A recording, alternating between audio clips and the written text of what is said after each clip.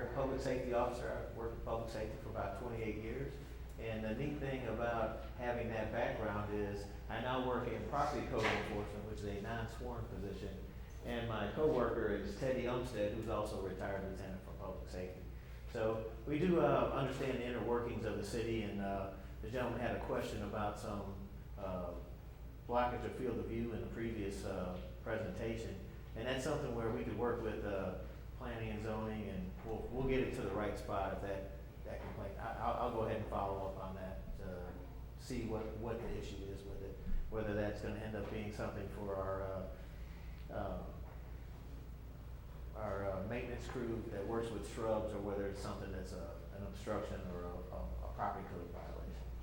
So anyway, this is my contact number, and that's Teddy's contact number as well. Feel free to contact us. We'd rather you just contact us directly if you have any questions. There's also a city app. It's Explore Aiken that you can download for free on your cell phone. And you can contact us that. It just takes an extra step to get to us. It goes through the app administrator or his designee, and then it comes to us. So, either way, we still get it and we follow up on it, and we'll contact you with what's going on with it. So, property code enforcement, what is it? There's a lot of different ordinances that the city has enacted in terms of living conditions around your house, and they'll call sometimes and people will call sometimes want different things. So I thought about how do people view property code enforcement, and sometimes when they don't get the answer that they want, this is how they look at us. They think we're bozo to clown out there, but really we don't clown around a lot. We go out there and we try to resolve a lot of the issues. We have the authority to a little bit about the history. It actually began in public safety. It used to be part of public safety, the property code enforcement, and it was part of the inspections division. And in the early 2000s, city manager Roger Leduc moved building inspections out of public safety and put it into the municipal center under the direction of the city manager. And we still have a building official who is my direct supervisor, but it took property code with it. So now it's not in public safety anymore, but we still have the authority to, we're a non-sworn position, so we don't have custodial arrest. So I don't go out like I did in public safety if I had to make an arrest, put handcuffs on somebody and take them to jail. But I do have the authority to go ahead and write a citation and have a court date. So there is some follow-through action in terms of enforcement action. A lot of people will call up and say, hey, the paint's peeling off in this house next to me. It looks bad. The fence doesn't look good. It needs to be painted or something. That's not a code violation. Although it would be nice to have the aesthetics looking good, it is not a violation for property code enforcement reasons. So our priority is life safety. I'm going to show you some pictures of some of the cases I've worked just in the last couple months. So if it's something where an overgrown lot where you have something where rodents could be in there, or mice coming over and the lot's just really high, we can work that. If it's an abandoned vehicle in somebody's yard, we can work something with that. If it's a house that's in disrepair where there's a hole in the roof, or something that's a structural issue that's a life safety thing. Say it could just be a vacant house next to you and it's falling apart because whoever isn't taking care of it. That would be something that we would want to be aware of. If we don't have a case on it already, that's something we'd want to be involved in. So we enforce property code through the city ordinances, and those are derived from the 2015 International Property Maintenance Code Book, and that's a accepted standard across the nation in terms of what's sufficient and what is not. It kind of has some meaning behind it. Okay, in the city of Aiken, there's two ordinances that we mainly function off of. The first one is 10-4. You're going to have a guy come in after me, Sam Erb. He's with the Aiken Council of Neighborhoods, and they were instrumental in getting section 10-4 established through city council. And that's basically dwellings unfit for human habitation. It addresses boarded structures, when buildings need to be boarded, and property maintenance. If somebody's not doing what they're supposed to, what we can do about it. And then the general one is just overall nuisances, 10-11, and that kind of fills in the gaps that 10-4 doesn't cover. Okay, some of the challenges in property code, I'm not sure if you can see this, but what we've got is abandoned vehicles on private property.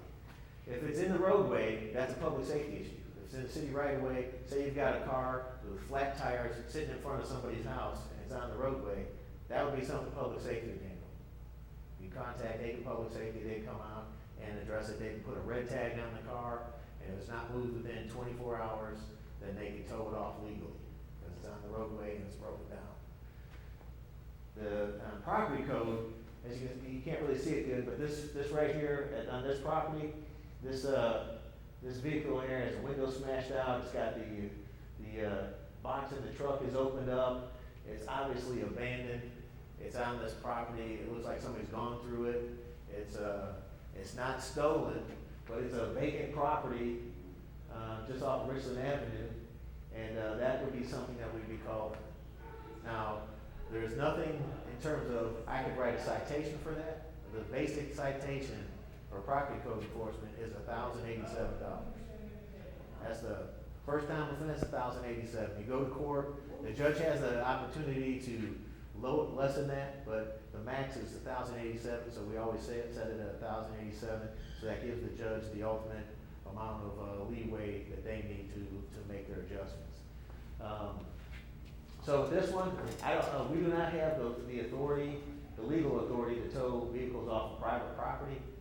And so in this case, I can't tow the car, but I could certainly try to cite the owners and try to catch somebody that's associated with it. And basically, what is an abandoned vehicle by city definition? What makes a car abandoned? It's not just that it's there, or it's gotta have certain things. And an inoperable vehicle is defined as one which cannot be driven upon public streets for reasons including, but not limited to, being unlicensed, wrecked, abandoned, in a state of disrepair, or incapable of being moved by their own power. So, some of the calls I'll get in the neighborhood is somebody will get a new car and they just never sell their old one. So there's no tag on it, it's just sitting there, now you got flat tires on it. There's a lot of houses where I go to, I'll show you a picture of one, where it's, people are using it for storage, just putting boxes and stuff in it. You know, and if you're the neighbor living next to that, you know, you don't really want to look out your window and just see a car with flat tires sitting out there with extra, it's not an extra storage building, you know, that's not what it is. So with something like that, the property code enforcement officers can go out there and address those situations. We usually send a letter first. Our first way of approaching it is not to go and drop the hammer on somebody and say, this is gonna cost you $1,087. I usually try to go out there and talk to them first. Hey, listen, this is a violation. May not have been aware of it. This is what our process is. You have to have it moved within 30 days. If you don't have it moved within, and I'll send them a certified letter that essentially says the same thing. If they don't move it in 30 days, then I'm gonna come back and I could write them a cite. That's when I could write the citation on the second warning. So those are some actions we can take on that. This is one we worked right here. This was a little bit trickier one. This guy, flat tires in both trucks, jammed with cans, aluminum cans, all kinds of stuff. And they've been there so long that on the Google Maps picture, his trucks are on the Google Maps picture. No red shots. So whose issue is this? I mean, you look at it, it looks like it's in the grass, but if you look right here, this is a curb that goes alongside there. This was actually city right of way. So it's not really a property code, but having come from public safety, it was a real easy pairing. I just contacted public safety, and together we worked this call together and ended up getting this situation taken care of. I talked to the guy first. I just didn't go off and tow his two vehicles off. No, I still use them. Well, I can see there's all kinds of junk. Those things hadn't been running in a long time. But he had current tags on them and insurance. Can I just pay for a spot there? Nope, that's not how it works. You're gonna have to do something else. So anyway, we ended up towing those off and clearing out the lot, and the neighbors were this much more happy. Now this particular house, we deal with unsafe structures. Now this itself, does that look like it's that bad? It's got an awning that's messed up, or is it that bad?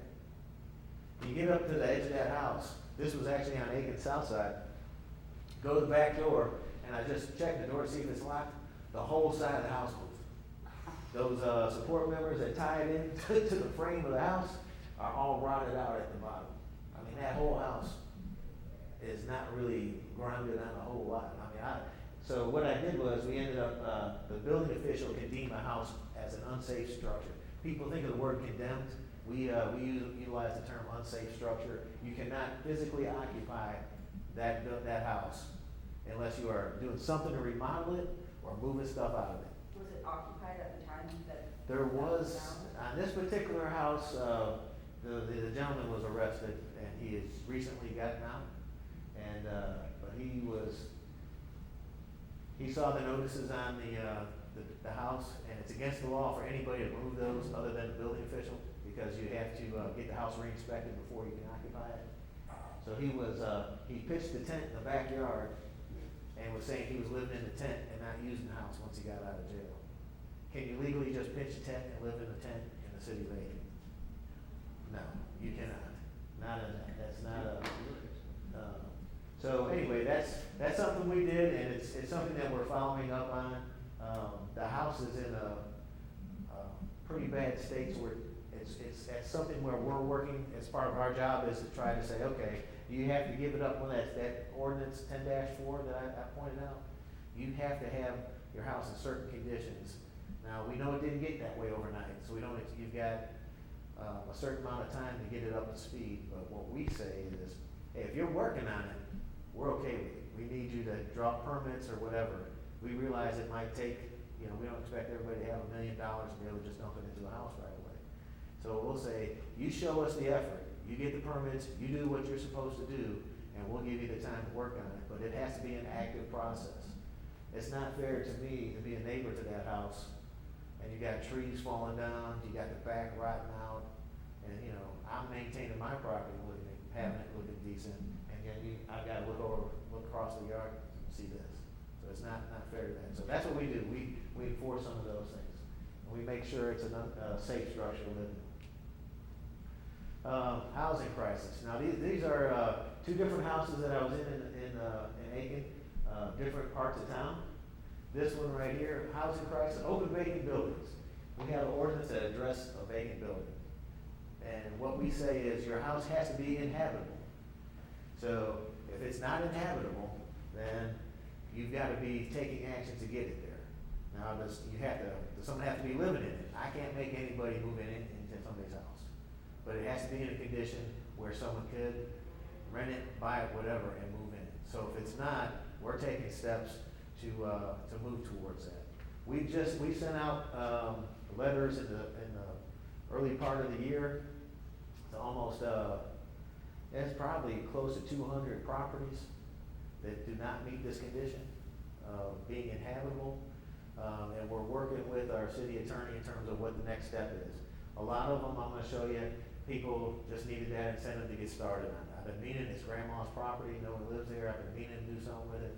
We're going to go ahead and start on it. So we kind of got that jump started. This particular house, just back to this, what the problem with a vacant house is, it's an unattractive nuisance to children. Kids want to go in neighborhood houses, they want to go in, especially high school kids. A lot of times will kick in the back door or get entry through a window, want to sneak off with their girlfriend or go smoke or do whatever they can't do at their house. They'll go hide in some of these vacant houses.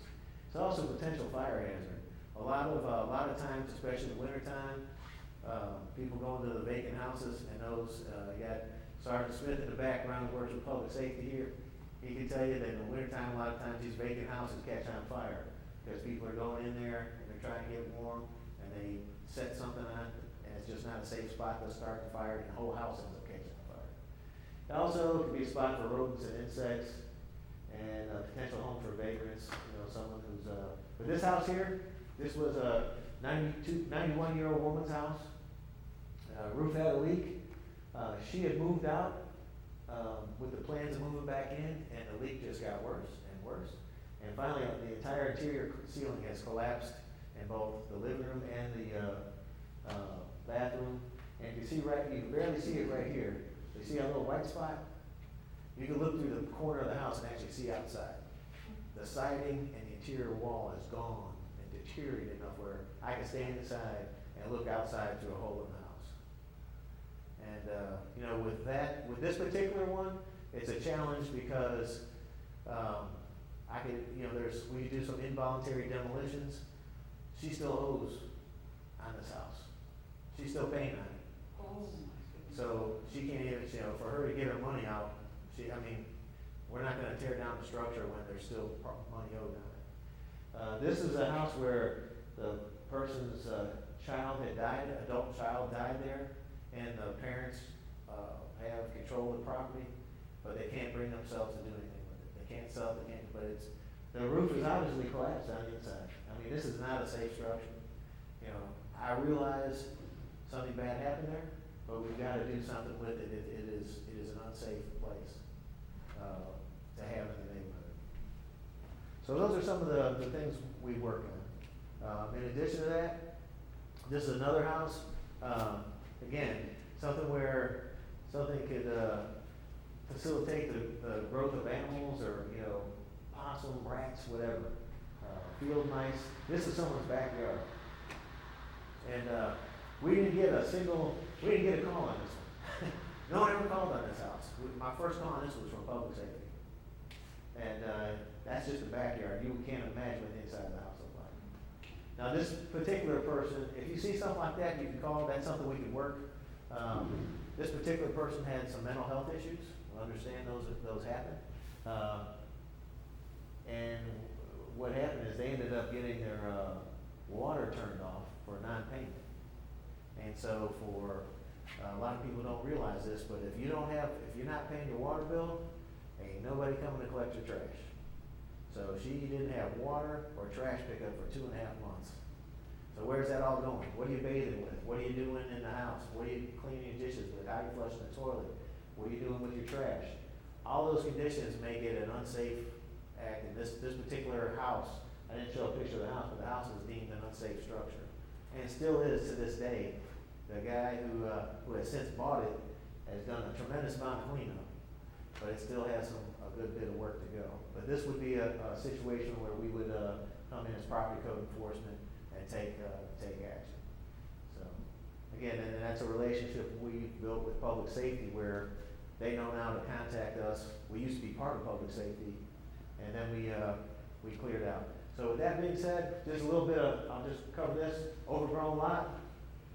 Get a new house, you need to be able to close out and cut your grass. This right here, you see furniture, you can't dump furniture just out in front of the yard, the city's not gonna pick it up. You gotta make arrangements for the city to do that. That's a common thing. This is just, some landlords had a landlord, told them they had to clean up the property. All they did is they took everything from the house and the yard and just threw it over the fence and didn't think I was gonna see it. And so that's what that is. Again, a bunch of cars, broken down cars, wrecked cars, we talked about that in the backyard. Can't do it, you're not a junkyard. And then foreclosures, a lot of people tear up houses when their house is being foreclosed or just let them go. And the same thing with apartment complexes. If you live in an apartment complex and you have some issues, these are obviously water issues. This is an apartment where the upstairs was leaking through, coming through, and that whole ceiling was about to collapse through. And contacted us on that. And this is a result of some of our letters. This is the corner of Kershaw and Abbeville. That's what the house looked like. We had vagrant people staying in the shed and on the screened-in porch, and sent the guy a letter, hey, you need to get your house habitable, and this is what he did. He did a great job with it. And so when people take care of your house, it ends up other people. This is right down the street, a couple houses down. They went ahead and redid this house, and they're redoing this one right next to it. So it's a building block for the neighborhood. It's good things. So with that being said, does anybody have any questions of me? Yes, ma'am. Quite a while back, and then again recently, I've seen something about blighted properties, and Right. the council looking at what to do about that. Right. Can you briefly tell us what that's about? Sure, a blighted property would be one of those houses that are just in disrepair. I'm working on a house right now, right across from Smith Hazel, where a tree had fallen on the house a couple years ago. The guy's now 63, had a heart attack 2 years ago. He can't fix it. He doesn't have the money to fix it. There's a hole in the roof, there's a big tarp just laying on top of it. And so I went by and saw that the tarp has been up there so long, it's actually deteriorated and fallen in. So it's gotta be leaking on the inside. He's been living with his brother since he's had his heart attack. But with that, that's obviously a blighted property. I made contact with the family and, let them know that, hey, we need to do something with this. Like, you know what, we've been talking about doing something a long time. You know, I've been nursing my brother back to health. We wanna move him back in there.